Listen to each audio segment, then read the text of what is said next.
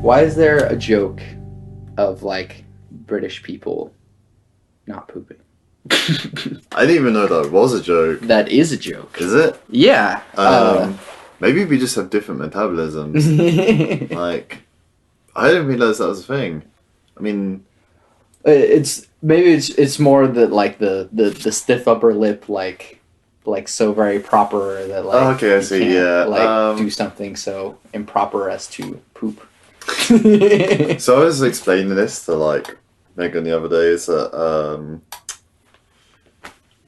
so how the US views the UK and how Europe Yes. views the UK Yes.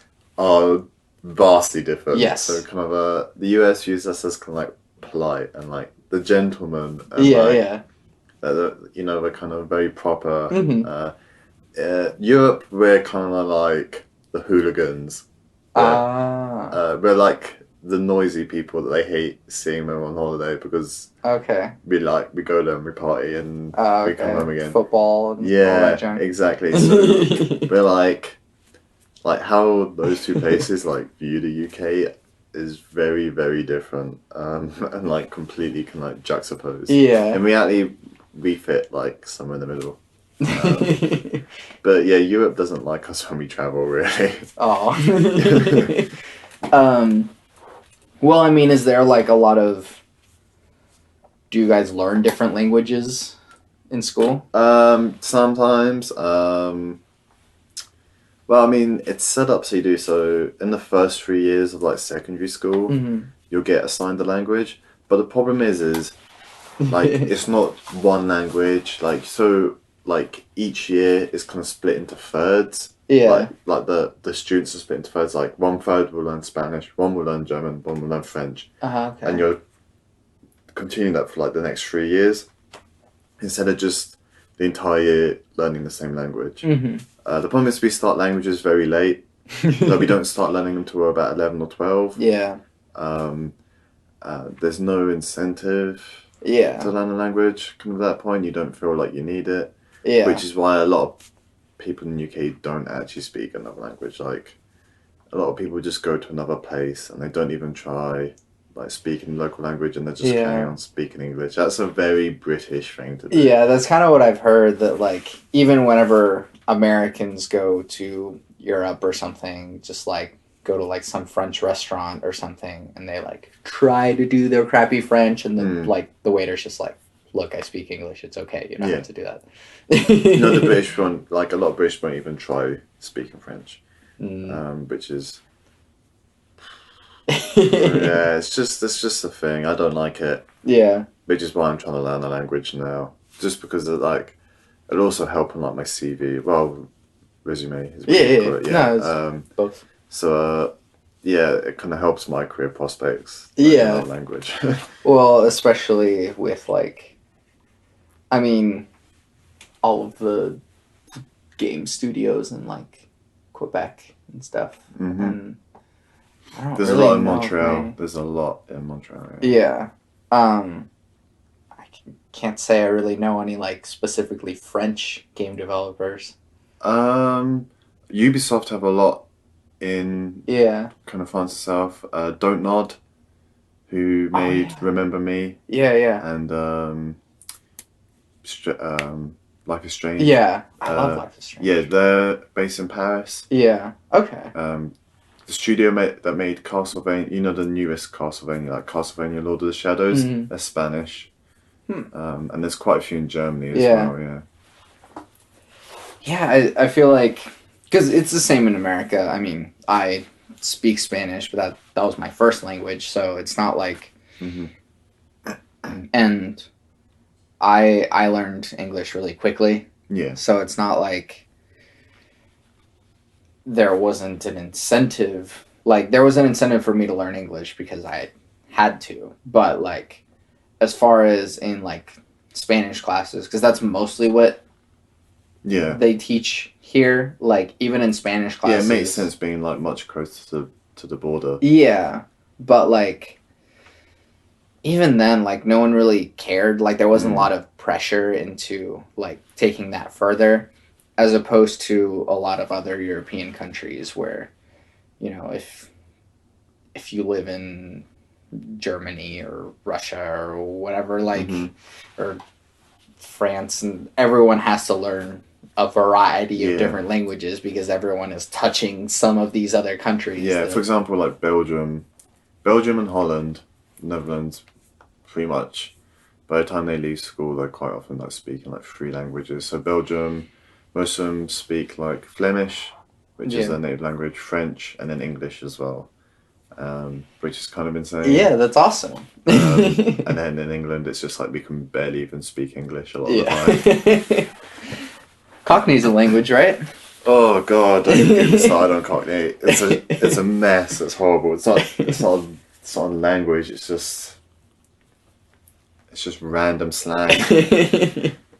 Although it's very interesting because it's like the connections between like the slang are sort of like two steps removed.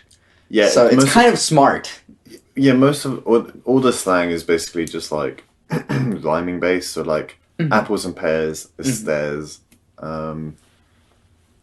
Toad in the I think it's toad in the hole is road. Something along those lines. So it's like it's all about rhyming and stuff like that. Yeah.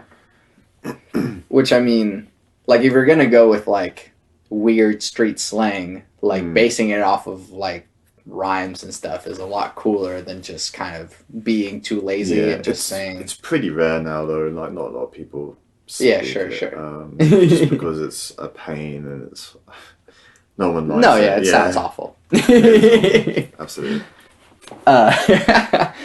I mean, so there's like different accents, like in the same way that in America there's like different Hmm. accents for different areas. There's even different accents in the UK. Yeah, the UK is something like the highest amount of accents in like the smallest area. So, Yeah. for example, you could go from Liverpool, travel like 30 miles north, 30 miles east, 30 miles west, and 30 miles south, and it would be completely different accent. Like Yeah. just maybe not even 30, it's probably less, maybe like 20, 25, Yeah. and it'll be a completely different accent. Yeah. It's really strange and some I don't to be honest like there's some British accents I can't understand. I'm not very good with like I'm not very good with like Northern Irish. Like some Irish is like really thick, kind of like Hmm. people that live in the country. It's impossible. I have one of my closest friends is from Scotland. Hmm. He's lived like I live kind of south of London, Hmm. kind of just south of it, and he spent most of his life kind of living around there. Hmm. So his accent's kind of much duller. It's Yeah. kind of softened. Um, but in when I go out to visit him, like last year, Mm. I don't know if you've heard of like the Edinburgh Festival, the Fringe Hmm. Festival, like the comedy festival. Yeah. I went up there last year to visit him over there, Yeah. and I stayed with him and his dad. And like the first 2 days I was there, I literally couldn't understand a word like his dad was saying. It was like a foreign language. Yeah. All I could do was like sit there and be like nod and be like, Yeah. yeah, yeah, yeah. Yeah. Well, I mean, there's a lot of times when, I mean, I speak Spanish, but like Mexican Spanish and then like Cuban, Puerto Rican, like Mm, all the just different variations of it, like is really different. And yeah. even though like sure I speak Spanish, like if I go to like the back of a Chinese restaurant, which is where all the Mexicans are, because that's how that works here. Um, I I wouldn't understand them. Yeah. Like I said earlier, I worked at a Chinese restaurant for a little bit. The dishwashers there, I think they were like from El Salvador or something. Like I don't know, one of those like smaller Yeah. uh, Spanish speaking countries, and I couldn't understand them. Yeah, it can be a very different like dialect. Um, I guess it's like the same as like maybe somebody from like Brooklyn or Boston kind of coming Yeah, to England and speaking to somebody from Liverpool. It'll sound like a completely different language. yeah, yeah. But even still, like I feel like growing up in Oklahoma, I don't really have an accent that I know of. But Mm. I feel like maybe that's because I'm surrounded by people with the same accent. I don't Oh, it's the same. know. Like it's kind of just blended in now. Like I'm used to like American accents now, so I don't kind of Yeah. have to like listen to it for like 6 weeks. Um, Mm. Something that I found quite interesting was asking people as I've gone along, like if it sounds like my accent softened or like it's slightly different, and Mm. they're just always like, "No, it's exactly the same." um, well, I mean, so I've had to like do different accents through like performing and stuff. Hmm. I've been in theater in high school, but like analyzing accents is really interesting, just because that and then having to sing in different languages for me has Hmm. also been very interesting. So like I know how to pronounce German and French and Italian correctly. Mm. I can't read it. I don't know what it says, but I Yeah. can look at the words and pronounce it correctly. Okay. Yeah. Uh, um, and so having that sort of like phonetic analysis as a performer, as a vocalist, has sort of allowed me to analyze the way that people say certain words, um, and to describe it in certain ways too. So like a lot of people don't understand how an umlaut works. um, and so it's like you do the letter E, but you have your lips as though you're saying ooh. So it's ooh. I don't think I can do that. But I suppose it's kind of like similar to like Japanese, like the kind of U sound they have is oo, and Mm-hmm. then um, like they don't have like a traditional like la sound, like an L sound, Mm-hmm. but they don't also have like a traditional R sound. Yeah. Like it's kind of like a mix between the two of them. So it's like la, li, lu, le, lo, like that Mm. kind of thing. So it's like Yeah. halfway in between the two of them. Yeah. And it took me so long to learn to pronounce that. Like it was horrible to learn that. Yeah. It's still really difficult to make that sound when it's in like the middle of a word. Mm-hmm. But it's just takes a lot of practice. Yeah. And I think that just learning different languages sort of allows you to break out of the mold Yeah. of, well, this is what words and letters sound like. Hmm. And, you know, a lot of times whenever we practice like different languages and stuff, like sometimes you make some sounds that with our context are just really ridiculous. Yeah. Um, but if you like break it down and listen to other languages, like they use that sound all the time. So like something like the umlaut, where people are like, how does that even work? But if you, the way that you describe the halfway R, Yeah. like totally makes sense, and you just have to like let go of what sounds your Yeah. mouth is used to making. Yeah. It's like when I was learning kind of to make the sounds, it's you have to be very conscious of like the shape that your lips are making and where your tongue is. Mhm. So like normally like a la Mhm. la, your tongue starts out the back like the roof of your mouth, Mhm. or like a da, but it Mhm. starts out just behind your teeth, Yeah. and it's like a la is like halfway between the two of those. Yeah. It's really you have to be so conscious of like Mhm. kind of things you're so used to when you take for Yeah. granted and you don't really understand kind of. Yeah.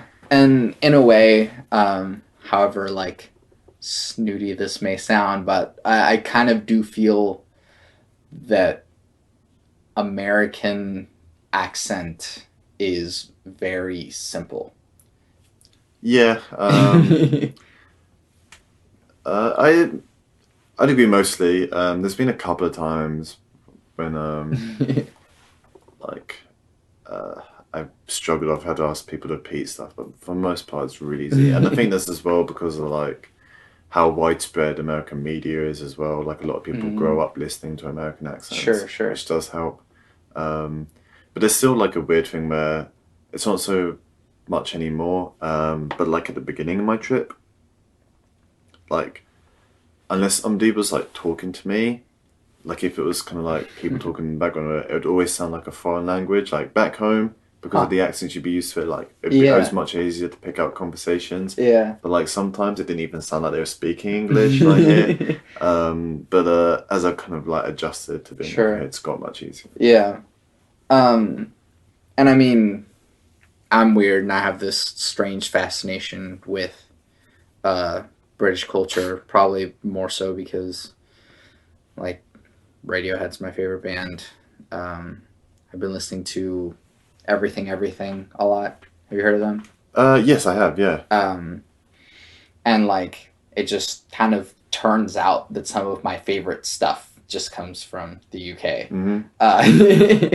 And so I don't know why that is or why like I gravitate towards it, but Well, like well, to be fair, like I mean, our music's probably been our best export for like the last 50 years. oh yeah. So I mean, yeah, right, we played a big part in kind of like the direction of music, and Yeah.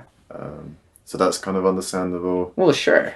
I mean, like I have amp presets that just say like British, like oh that British amp sound, that British guitar sound, Yeah. like whatever that means. But um, it I feel very influenced by uh, like British music because it's sort of been the the best music that I listen Hmm. to. It's very um, culturally based as well. Like our music, it's like a lot of our most popular musicians over the years have come from like working class backgrounds and like Yeah. poor backgrounds, Mm. in kind of like inner city areas, Hmm. and that's definitely shaped their music. So it's kind of yeah, our music is very kind of like culturally driven. Yeah. Um, but even like so, this, like I'm doing a stretch here, but so and it like I'm coming out of way left field here, but Don't I have worry. this idea that a lot of cultural differences or societal differences or racial differences stem less from like the race itself or the culture itself and stem more from like it most of it just kind of boils down to like class struggle anyways. Yeah, I think it's like just more of a combination of the three. Personally, I mean, like the British have done a lot of shit over the last like you know millennium, probably Mm, more than most, definitely more than most actually. yeah. And then it's probably like Spain or second. No Um, one expects Spanish Inquisition. yeah, but yeah, I think it's mostly driven out like just change and like a fear of the Mm-hmm. unknown, and more than anything else, of people scared of what they have being Mm-hmm. taken away.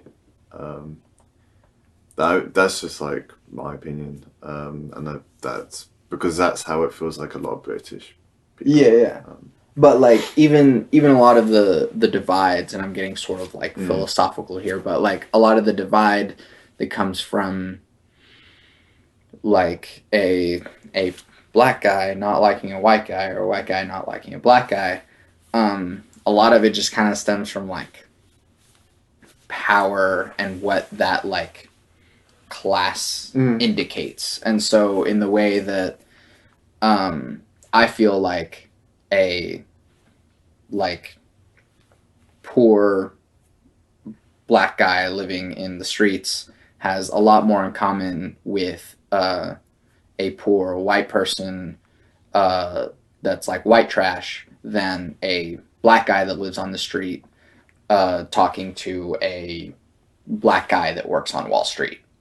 Like, yeah, oh yeah, they're both black, like we're on the same team, but like whenever you really break it down, like the black guy that works on Wall Street is just like out for his money, whereas the guy that's on the streets maybe is just trying to survive. Yeah. And so a lot of that difference, I feel like, comes from more about money rather than Oh, no, about the agreed. race. It's just a, a lot of like kind of that hatred towards kind of other people. Like I'd say in the UK, like for some it's definitely class based, but there's a lot of racism in the working class Mm. that I don't know what causes it. It's just racism. It's just something I don't understand. I can't Yeah. grasp. It's just The it's just people being worst. yeah exactly just the worst. And a lot of that can just be fixed by like talking to people. Yeah. Like again, if the black guy growing up in the streets and the white trash guy like would talk to each other and realize like, oh, a lot of our problems are actually the same. Mm-hmm. Like, oh, I can't, pay for my kids to go to college, or like we go to a crappy school, or like we can't, buy a car or something. A lot of those problems are the same for both of them. And so there's actually a lot less differences going on between those two people. And maybe it becomes a lot more apparent in like a smaller like area community that I feel like maybe in the UK like a lot of the differences become greater because you're like closer together. Yeah, I guess I don't know. It's just kind of like after Brexit and stuff. There's a lot more kind of. I mean, I always knew there was like sections of our country that were racist. So I wasn't. Mm-hmm. I'm not naive enough to think there's like no racism in the UK. Sure. But after Brexit, I was like, damn, it's a lot worse than I thought. Yeah. Because I mean, yeah. I mean, I'm in a privileged position. I'm like white and male, like about as good as it gets. So sometimes it's different. Like you also have this charming, sexy as hell British accent. Thank so you. like you're already doing much better. That doesn't have much effect though in the UK. No. But here it does. Yeah. You're also tall, so like, oh man. Yeah. You're just. But in the UK, like at least two of those don't count for anything. So I know it's like obviously that like I don't experience what other people do of like other races and other cultures and stuff. But I try to understand. I do my best. But yeah, like I said, it's after Brexit, it's much worse than I thought it was. Yeah, it's a similar parallel with the election of Trump recently here, because it's sort of a similar thing. And me being a brown individual, it's never affected my life. Like, never. I've never been treated negatively because of my skin color. I don't know what that feels like. But to know that someone that I know or someone that I consider my friend would have voted for someone who supports or even just represents these ideas that are negative towards me is indirectly telling me that they don't value me. And while I've never had any problem with my race, it starts becoming kind of clear where those values are.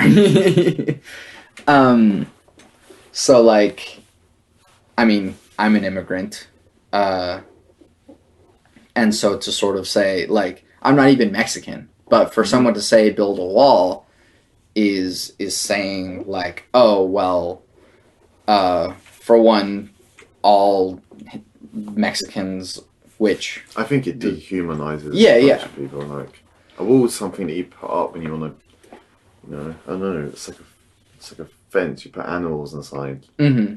Like, yeah, I don't like that. And so to A lot of Europeans don't like Trump. I could say I'd probably say the majority. no, yeah, that is perfectly fine. A lot of Americans don't like Trump either, but and it really just becomes a part of the vocal minority. That the people who are being vocal are nowhere near the majority, but they are, um, in a way, by voting for that man is like the amount of people that did may not have been like, oh well, I don't like Hispanic people or all Muslims are terrorists or whatever that vote might have meant. It might have just meant, I don't like how the establishment has been affecting me, and so I want to elect a man who doesn't like the establishment. I guess in a similar way that the Brexit vote was like, I don't like how these minorities have affected me, or even just like the way that this whole thing has affected me. And so even though I don't necessarily believe in all of these things, it still is like a big like protest. Mm-hmm. Yeah, I can say it's just this is like a short story. Go for it. So with Brexit, like a lot of people don't like the EU because they've been brainwashed into thinking it's undemocratic, when in fact it's incredibly democratic. Like for anything to happen, everybody has to agree on it. Mm-hmm. But a lot of people, being brainwashed into thinking that the EU is controlling us, or the UK has lost control. Like as an example, my nan, I love her to bits, but god damn it, she drives me up the wall.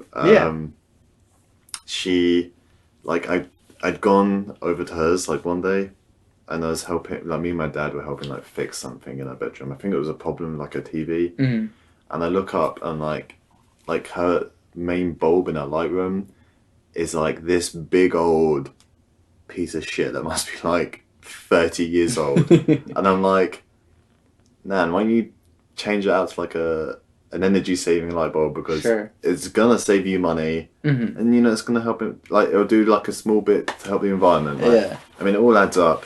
And she's like, no, I'm not gonna get an energy saving light bulb. That's what the EU want. I'm like, oh gosh. I'm like, just because the EU suggested that doesn't make it an automatic bad idea. Just yeah.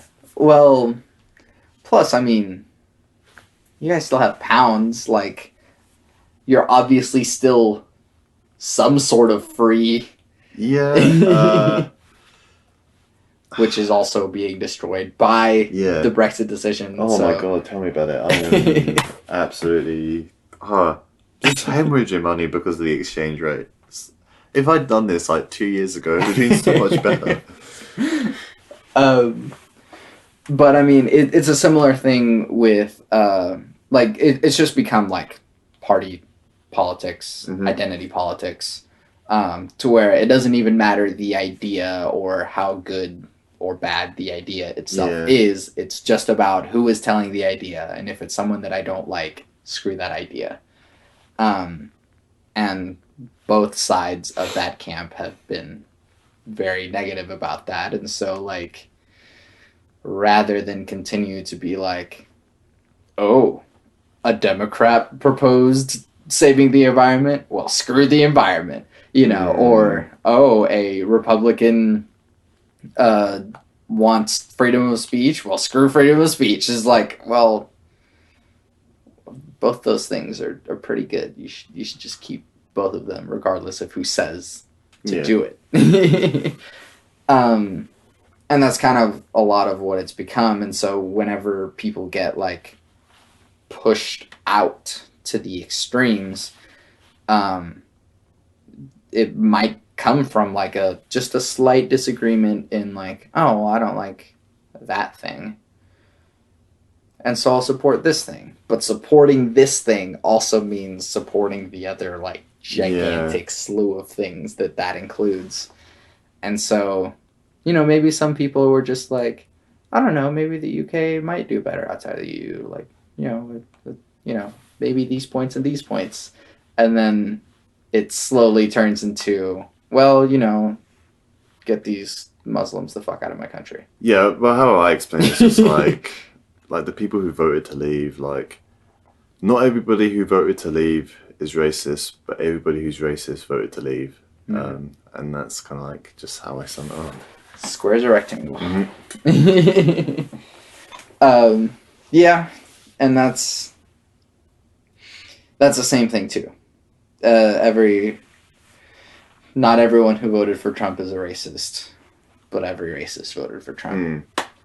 The only difference is that like the core of Brexit kind of it wasn't like you're not voting for like a person who has their own kind of like Sure, sure. beliefs and stuff like that, but like with Trump, like you're voting to support somebody that has racist views, and the argument is, if you vote somebody that has racist views, does that make you a racist too? Um, um, and that didn't really happen with Brexit. Like there wasn't like a focal point. Like Yeah, for a yeah. person, it was just the idea of leaving the EU, Mm-hmm. and there's a lot of kind of complex stuff like with that. But yeah, with Trump, it's like if you vote for him, like you're given like Yeah. a platform to that voice and those You views. are at least saying I prefer this. Yeah, you're at least saying I don't care. At the best, you're saying I don't care. At the worst, you're saying like I hate you. Yeah. Um, But that's what's so hard in that, like, I mean, really you could just educate people. That's what are that's we the talking about? most important thing. That's too difficult. That takes too much money. So we're not gonna do that. That uh, requires people telling the truth on the media. yeah, and it does require educating well. Uh, I don't know if it's something that's kind of happened here, but in the UK, like the art of thinking's kind of lost, I suppose. Like we're not taught to kind of we're taught to kind of like um, this is the way it is. Like our education, like our schools, we're never really taught to like challenge or to think about something. mhm, It's like here's what you need to learn, mhm, learn this, and then prepare for the exam. It's never you're never taught to think. mhm. You're never taught to critically think about something, Yeah. to be skeptical of something. Mhm. And that's something that's been kind of lost and a lot of people don't do outside unless you go to university. Sometimes it's something you pick up there, Yeah. but other than that, it's kind of like it's not something that's taught. You're not taught to challenge. You're not taught Yeah. to. And I don't know if that's the same here, but I feel like that's the reason why there's like a bit of an echo chamber because like a Mhm. lot of our media is like right wing controlled, Yeah. like the Daily Mail. Fuck the Daily Mail, I hate it. Yeah. But like that is just because people like the Daily Mail lies a lot. Like every day, literally, it has to print an apology in the paper. I'm not even joking. Like there's at least 2 or 3 apologies in the paper every day because they lied about a story. Um, but most people like that read the paper just take it as gospel and they don't Yeah, challenge it. yeah. Well, yes, that is very similar here. Um, a lot of what my like philosophy tries to do is sort of challenge that idea. I really don't like the thought of that's just the way it is. Um, because nothing is ever that's just the way it Mm-hmm. is. Um, and so whenever you whenever you tell a kid like, hey, like, well, whenever they ask like, why is this way, and you're like, ah, it's just the way it is, you're just too lazy to like give the valid explanation, or you don't know enough to give the valid explanation, and so the explanation is, ah, it's just the way it is. I um hate that thing. Like boys will be boys. It's just, Yes. oh, I hate that kind of line of thinking. So it's Yeah, really frustrating. and I use a lot of I really enjoy philosophy, by the way, but Hmm. I use a lot of logic and logical arguments to challenge a lot of these beliefs, and so um, that whole like just the way it is mentality is just asking for a slippery slope Hmm. fallacy, and so like boys will be boys says like, oh well, that's just what they do, and then it's like, oh okay, boys will be boys, they like look at girls and objectify them. Boys will be boys, oh they rape women. Boys will be boys, oh well they treat women as property, and then like that just keeps Hmm. going downhill until like, well, boys will be boys. And I'm reading The Handmaid's Tale right now, so Okay. that's very much Hmm. that. But anytime anything is just the way it is, you're just being too lazy to challenge it. Hmm. Um, and I mean, we can be just as willing to change stuff, or at least just look into it and just ask why. Yeah, why is that? Yeah, it's just, it's kind of like, I don't know, like you have like trickle down economics, it's kind of like trickle down thinking, and like people in power, like a voice, Mhm. say something, and then people don't challenge it, and because it's a powerful person, they start believing it too. Mhm. So, I don't know, kind of, Yeah, trickle it's the down same thing, economics yeah. are also garbage. Yeah. Um, well, I mean, just ethical spending and all that mess of just, if you give rich people more money, they'll give poor people more money, except when they don't. Yeah. Yeah, but that's just the way it is. Um, I also recently read. You ever heard of John Perkins? He was an economic hitman in like Mm. the 80s. Uh, and what an economic hitman did then, they were like a chief economic advisor or whatever, but their real job was to go to foreign countries and bribe them for their natural resources. And if they didn't accept the bribe, then they would have like the CIA stage like a military coup Mm. and have people put in power that the corporations wanted to have in power. Yeah. Um, and so the book that I just read by John Perkins talks about how um, the sort of like Milton Friedman economics and trickle down and stuff like that is really just a way for corporations to continue to try to give themselves money. Yep.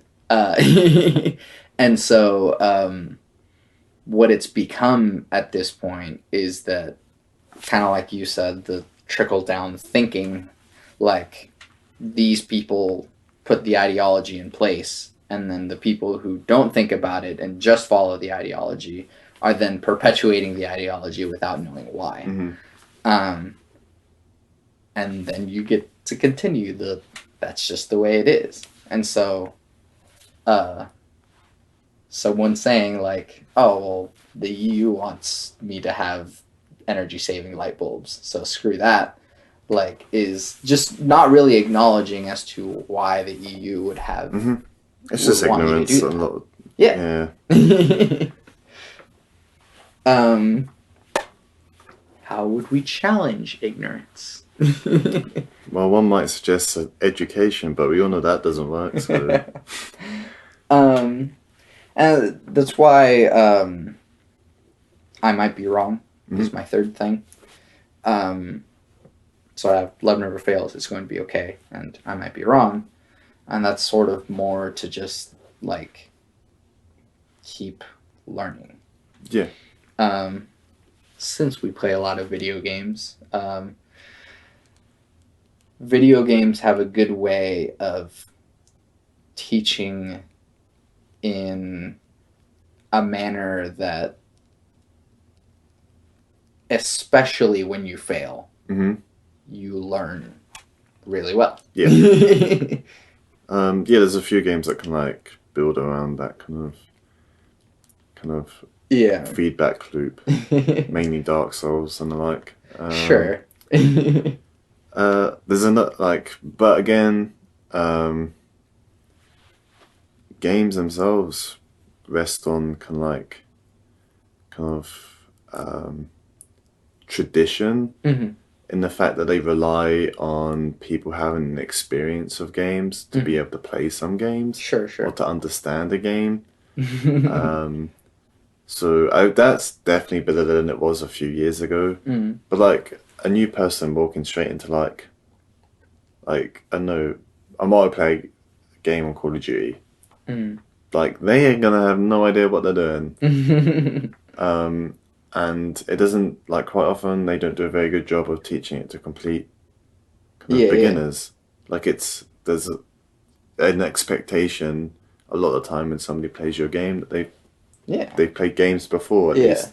There have been 10 Call of Duties before. Yeah, Haven't you caught up yet? yeah, just any game before they're like sometimes like Kingdoms of Amalur. Hmm. That was that was like a brand new game, but it relied really heavily on the tradition of gaming Hmm. and the fact that everybody that's playing that game's Hmm. got a solid experience of playing games before, Yeah, yeah. which I think's a big problem. But like I said, it's something that's like more mainstream games are tackling. Like Overwatch Hmm. does it really well.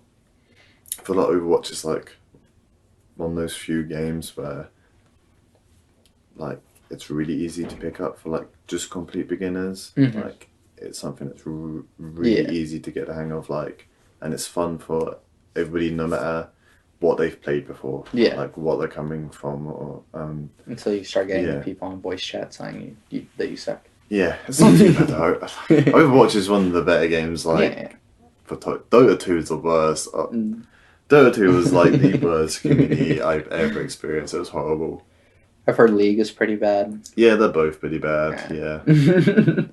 But so I mean like puzzle games very often have a way of you try something and it doesn't work, and then whenever you figure it out you go, oh, okay. Mm. But it really is like that process of trial and error until you figure stuff out. And so a lot of um, yesterday I sort of mentioned how like the internet eating its own tail. It's kind of Yeah. um, education has sort of become like education eating its own tail, in the sense that like we want to educate people so that they get good grades. Yeah. Um, and then it's sort of flipped around to where we want people to get good grades, and so we will educate them on how to get good grades, Mm-hmm. as opposed to educating them so that in turn the system that is designed for evaluating whether or not a person has been educated evaluates them as having a good grade. Mm-hmm. Yeah, in the UK it's very like you're not, like I said, you're not taught to think, you're taught to pass an exam. Exactly. Which is, once you're like past like 18, I didn't have any exams when I was at university, a lot of people didn't. So, quite a lot of people once they're kind of out of university, how many people take an exam Yeah. after they finish education? No one. How many people? Unless you're like a lawyer or a Yeah. doctor or Yeah, something. but once they're fully educated, how often do they have to take an exam? Like, Yeah. never. How often do you get given a task with a deadline that you have to complete it by? Yeah. All the freaking time. Like, that is what having a job is. Yeah. And that's why I'm a big support of kind of assignment based work at schools, because it's much more reflective of real life work than exams are. Mm-hmm. And that's a lot of what, like, I mean, going to school for music production has been like, record something and finish it. Yeah. And here's the date, because whenever you're gonna actually be making music, it's like, or video games for that matter, like, the publisher says the game comes out at this point. Yeah. You guys got to do it. I just feel like, yeah, it's a much fairer reflection of somebody's ability Mm-hmm. and intelligence within kind of like a subject, I guess, like doing something over 2 weeks and then handing it in is a much better reflection than learning something for a year and then having a 2-hour exam at the end of it. Mm-hmm. Like, one of those is much more reflective of what somebody's going to be doing throughout their life, and there's a much fairer reflection of their skill. Mm-hmm. Especially nowadays, whenever you can just like Google stuff, like something that might come up in a 2-hour long exam. Maybe at the time that you had learned it, you're like, oh crap, it's this one. Whereas like if that actually comes up in your job, you're like, oh wait, how do I do this? You look it up. Oh yeah. And then you know how to apply it because you actually learned. Yeah, exactly. My brother also has a podcast, and he talks to a lot of his psychology teachers. And one of them was saying how there are like excellence-based learners and like goal-oriented learners. I can't remember if those are the words, but basically, or mastery, I think was the word for. So like mastery type learners, their goal is to actually learn the stuff, and that whenever the test comes, they like already like know it. Yeah. Whereas like the goal-oriented are just looking to get a passing grade. And this was like the only time that my brother has had someone on the podcast who was saying something that I was like, I disagree. Because he said, like, my brother asked, well, I'm also meta podcasting here. That's right. That my brother was saying, like, oh, well, you could, you know, make the name of the game to, like, master these skills as opposed to just learning them for the exam. And he goes, like, well, you know, that would work for the, like, mastery people, but then you would have the goal-oriented people, like, be in the same camp that it is now, that it's switched, that the goal-oriented people are good at school now, whereas the mastery people aren't. But then my brother asked, like, well, if you make the name of the game that, then the goal-oriented people, like, their goal becomes to master a skill. So then everybody wins. And, like, the guy was like, well, you know, the goal-oriented. And I was like, wait a second. No, wait, that does work. And so, like, if everyone learns everything and masters these skills, or just, I don't know. But it's also like an interest. I feel like when somebody's really interested in something, it becomes a mastery thing. When it's something that you're having to try and get past to get to something else, then it's like a goal-orientated thing. I feel like just from personal experience, when it's something I really liked, like, you know, I'd go out of my way to. But if it's something that I hated or I'm just like I'm just trying to get past it, like I know I can kind of understand that. Yeah. I know that you've been like saying that, like, oh, in the UK it's a lot like, you know, just go for the grade or whatever.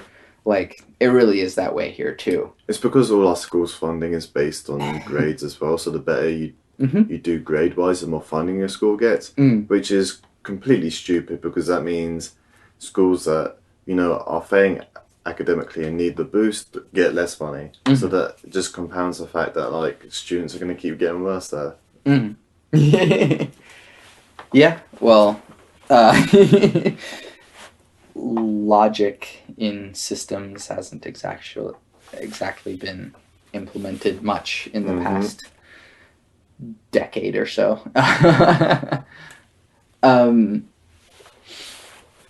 What's something that you've seen here in the U.S. that is actually done worse than it is in the UK. It's done worse here, or Yeah, yeah. um, what, in education or just in general? Just general. Bloody public transport here is horrible. It's just the worst. It's so Yeah, it impossible is. getting anywhere.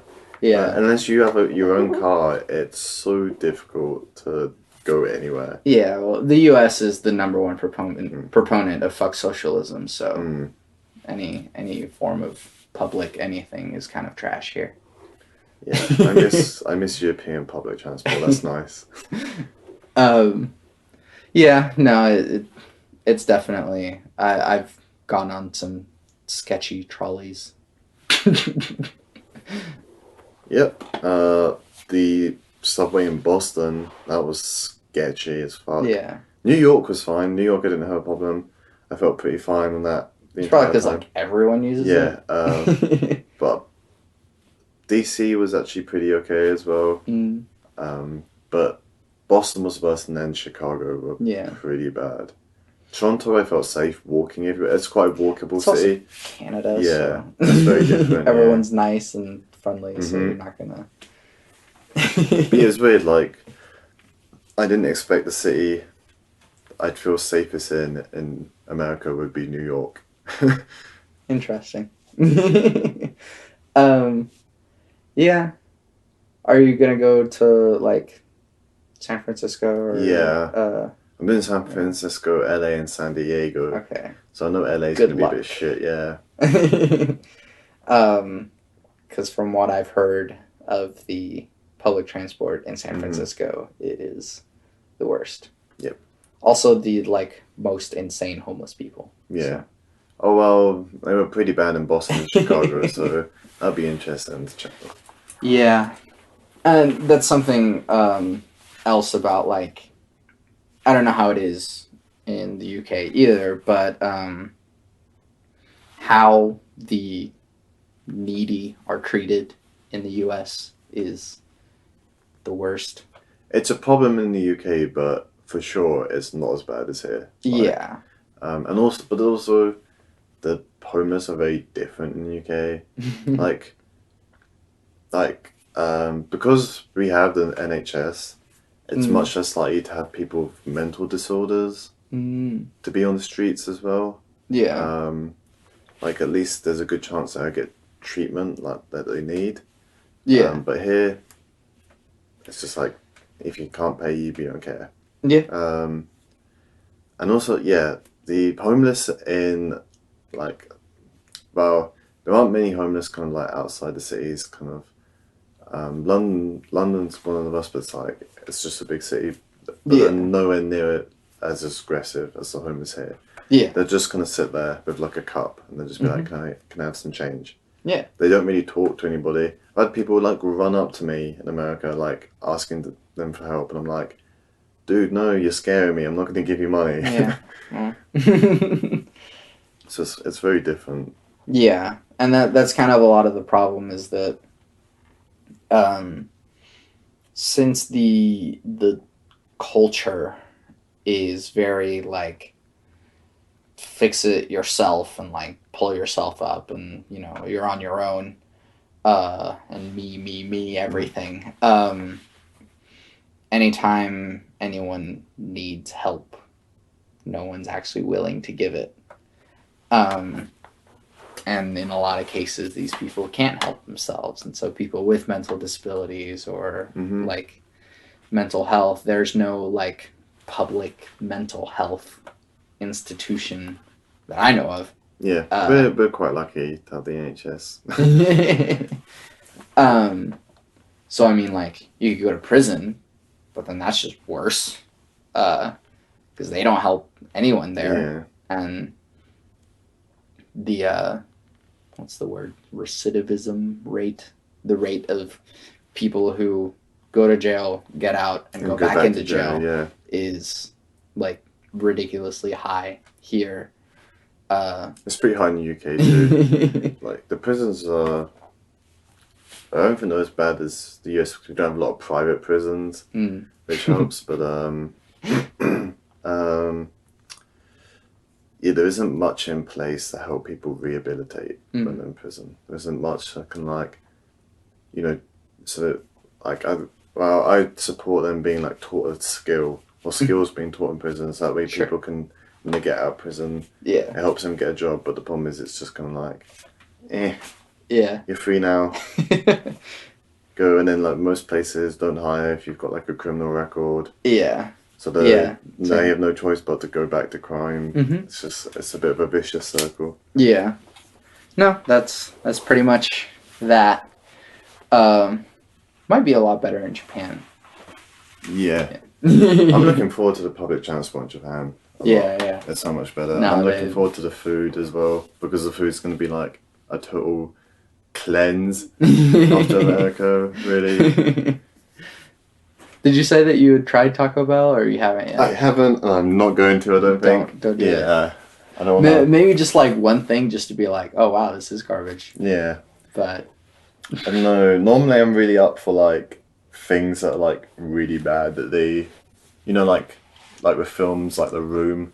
oh Like things that are so bad that they could end up being good, yeah. like in their own stupid way. But food is not something I mess with like Well, no, that's because it like physically is dangerous. that. Yeah. The Room can't like make you vomit I don't know. uncontrollably. I felt like doing that when I was watching like Trolls 2, so that was pretty bad. I actually felt like being sick, and that was so bad. Wait, um, there was a second one of those? yeah, well, it's like Trolls, and then like Trolls 2, and Trolls 2 is like this. I didn't know it was Trolls Yeah, 2. yeah. Trolls 2 was made like 10 years ago. It's like based off like a Oh, different thing. yeah. Yeah, Or, it was Gremlins? no.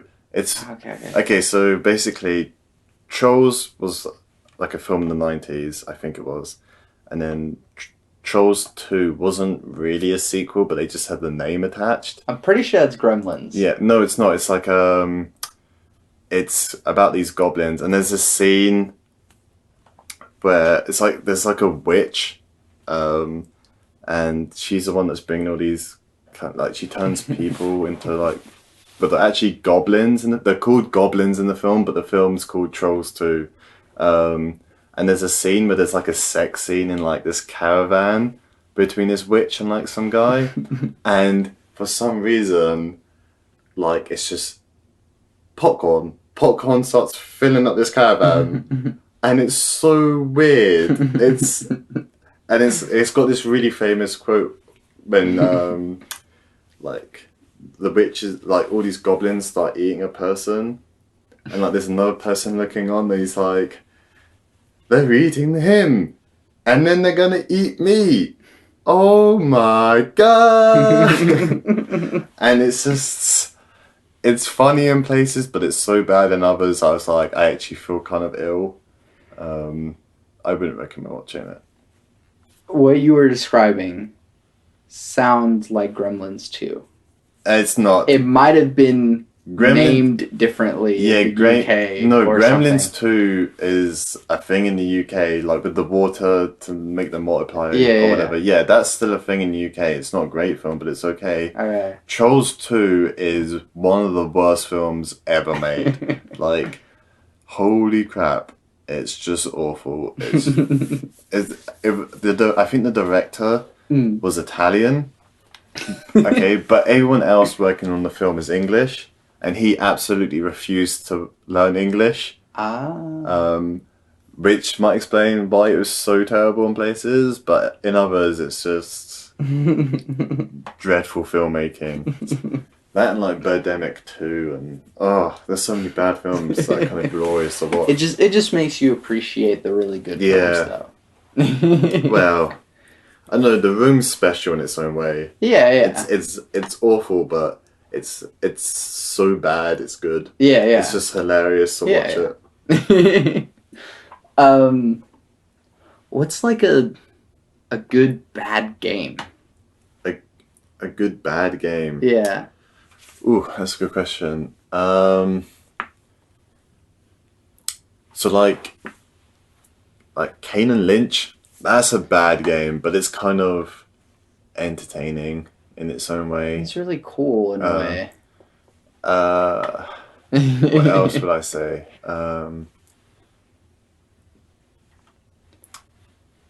Just in as a a way, like Saints Row. Saints Row is still pretty good though. Yeah, Like it's like solid, like the mechanics and stuff. I mean, yeah, I don't really like it, but I can see yeah. why people consider it good. Um, I have played some really bad games where it's just okay. There was a um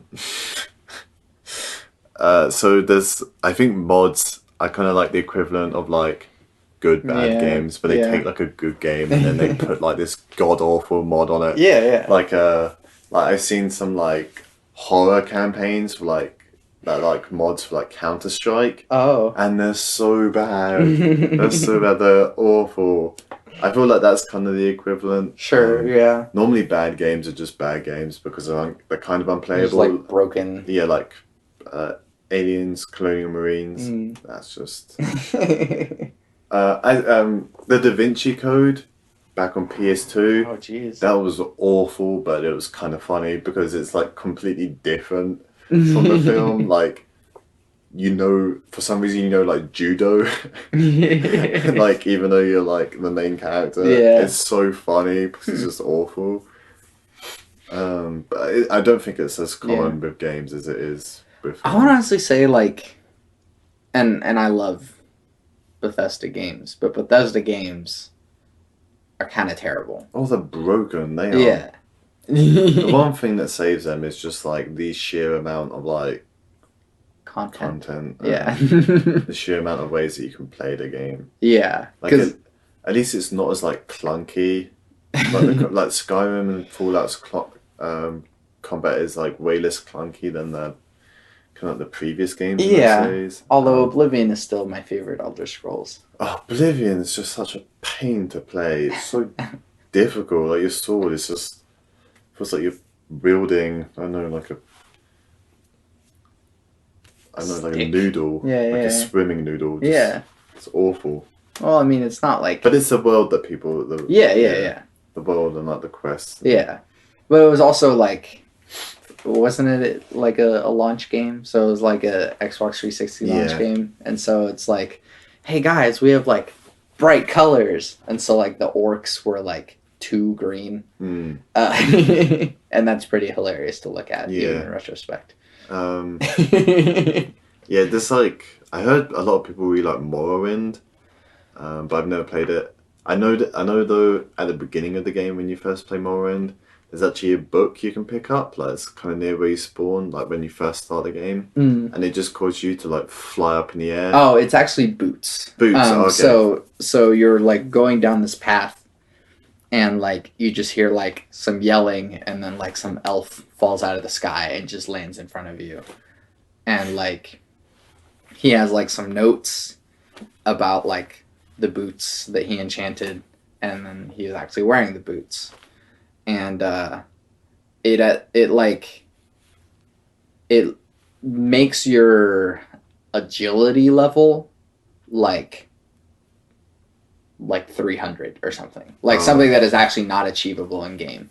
And so whenever you jump in the game, you just fly into the air, which is pretty great because fall damage.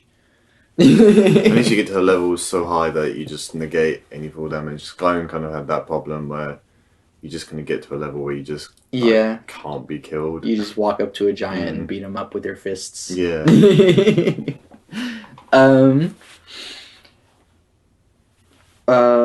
Two last questions. One, what's something that you've been watching or playing or listening to that you want other people to look into? Okay, so I've been on like lately I've really started liking like Porter Robinson. I really like his music. Like it's kind of fun and like it's it's electro pop, but it's like there's like you can tell that his songs are all part of like one thing, like his albums. Yeah. Like all the songs are on there are like one thing, but they're unique from each other. If that makes sense. which is also why I love Arcade Fire. Like The Yeah. Suburbs is like my favorite album because it feels like a story, Yeah. and you can tell that they all those songs belong as part of that album, Yeah. but they're all unique from each other in their own way.